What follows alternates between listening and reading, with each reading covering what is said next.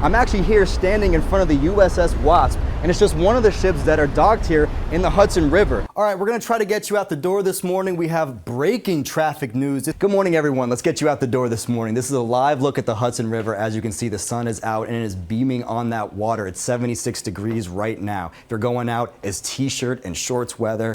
We're live in Jamaica, Queens on 106th Avenue where there was a fatal fire that burst out at 11 o'clock last night. The victim, a one-year-old boy. Now, if you take a look behind me, you can actually see where the flames came out of that attic window. And when firefighters arrived at the scene, they were confronted by just that, an explosion on the top floor. Now, like I said before, there was a one-year-old boy who tragically lost his life. He's now been identified as Jacob Eli. Authorities are saying that the infant was found on the second floor and he was transferred to Cohen Children's Medical Center where he was sadly pronounced dead. Neighbors are understandably horrified by this tragedy. Now, some neighbors were actually left homeless and everyone's around here thinking, how did this happen? What went wrong?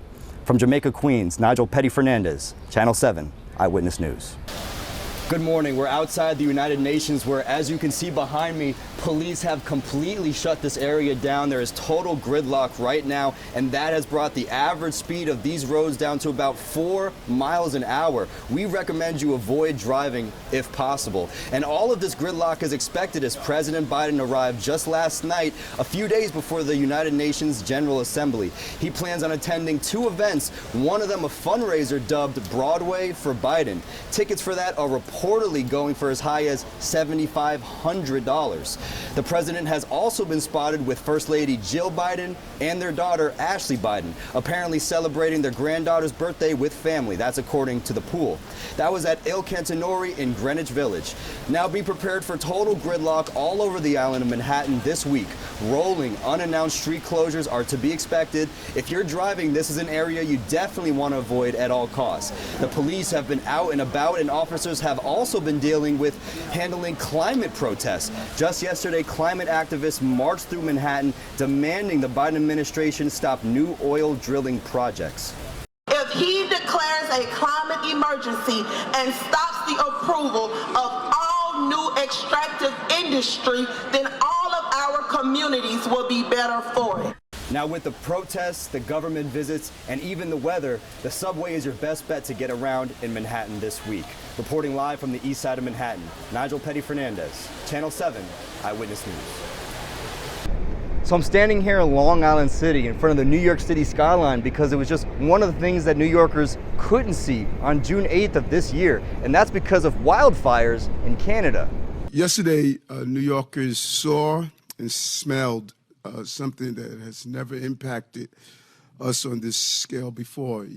This isn't a scene from a sci-fi movie. But it wasn't until I went outdoors and basically said, what the hell is this? This is what New York City looked like on June 8th, 2023, as smoke from Canadian wildfires engulfed our area in a polluted haze. The sun, barely able to shine through the thick smoke, resembling nothing more than an orange golf ball. All of this caused by Canadian wildfires and some unlucky wind patterns. In fact, the flames are setting a new record. Over 11.6 million acres have burned so far, which is the most land burned this early in the fire season ever recorded. The cause of these fires can reportedly be traced back to dry conditions and lightning strikes in the area, the ones in Quebec specifically affecting the United States East Coast. In our area, the smoke led some New Yorkers to break out their masks for the first time in over a year. In an exclusive interview with Eyewitness News meteorologist Danny Beckstrom, she describes the effect it would have on everyday life of New Yorkers.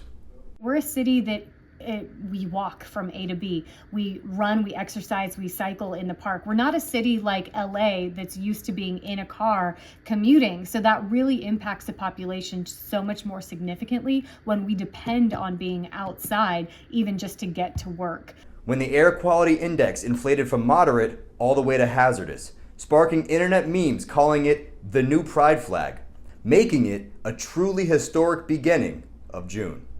So what you're seeing on your screen right now, that's the QUI on June 8th. The ideal would be for that number to be between 0 and 50. But But as you can see, it actually got up to 460 that day, which, if you were to stand outside long enough in those conditions, it would be the equivalent of smoking an entire pack of cigarettes.